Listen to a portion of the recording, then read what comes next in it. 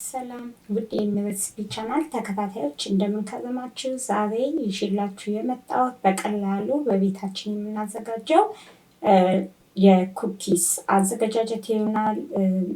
ያው የጾም ኩኪስ አዘገጃጀት ነው። ቀላል ነው። ትንሽ ግብአቶች ብቻ ነው የምንጠቀመው። አብራችሁን እንድቆዩ እጋብዛለሁ።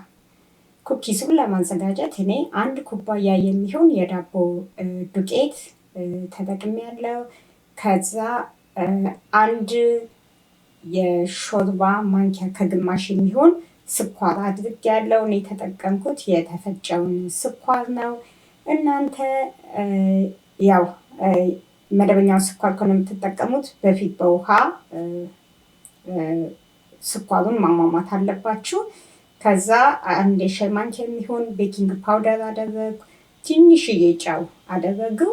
እሱን ሁሉንም ደረቅ የሆኑትን ግብአቶች ካደረግኩ በኋላ አንድ ላይ እቀይጣቸዋለሁ። እዚህ ጋር ደግሞ ትንሽዬ ቫኒላ አድርጌያለሁ። ወደ ግማሽ የሻይ ማንኪያ የሚሆን ቫኒላ፣ እሱ ለጣዕሙ ጥሩ ነው።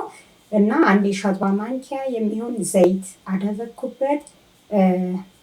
ከዛ ግማሽ ኩባያ የሚሆን በትንሹ ለብ ያለ በጣም በትንሹ ለስ ያለ ወይም ለብ ያለ ነው የሚባለው፣ እንደዛ ውሃ አደርግበታለሁ።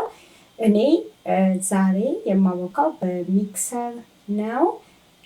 በደንብ መታሸት ስላለበት ቢያንስ ከ8 እስከ 10 ደቂቃ ለሚሆን ጊዜ በደንብ መታሸት አለበት። ቆንጆ የሆነ ኩኪስ እንዲሆንልን።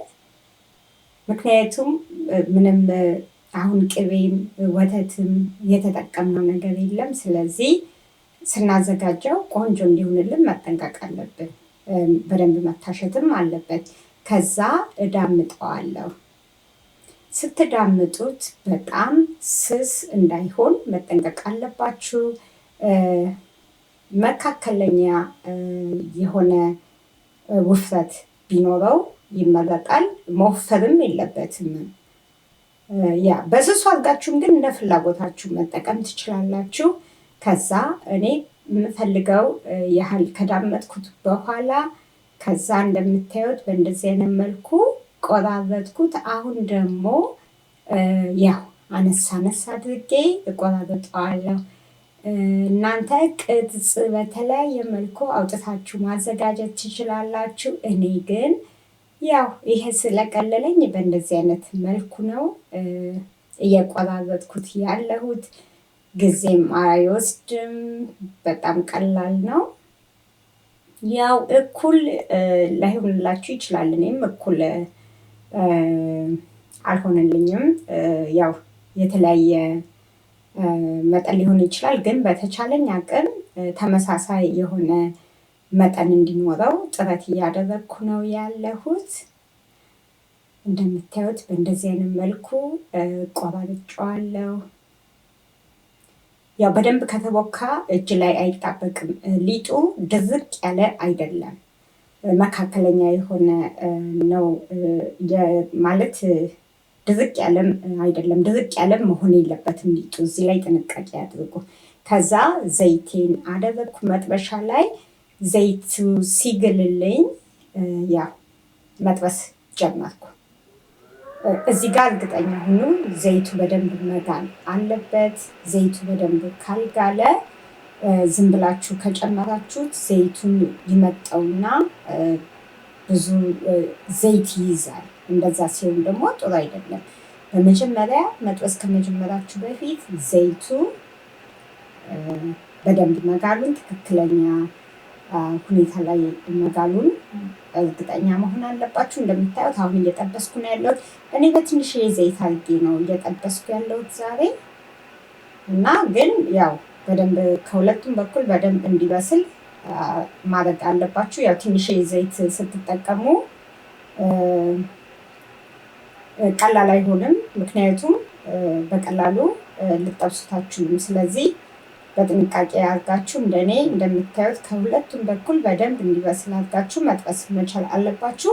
ከዛ አሁን ሲበስልልኝ መልኩ እንደዚህ የሚያምር ሲሆን አወጣዋለሁ። ያው ፔፐር ታወል ላይ ነው ያደረኩት። የቀረውን ዘይት እዛው ፔፐር ታወል ላይ እንዲቀርልኝ ያው ስናወጣም እያጠለልን ነው የምናወጣው። ከዛ የቀረኝን እጠብሳለሁ።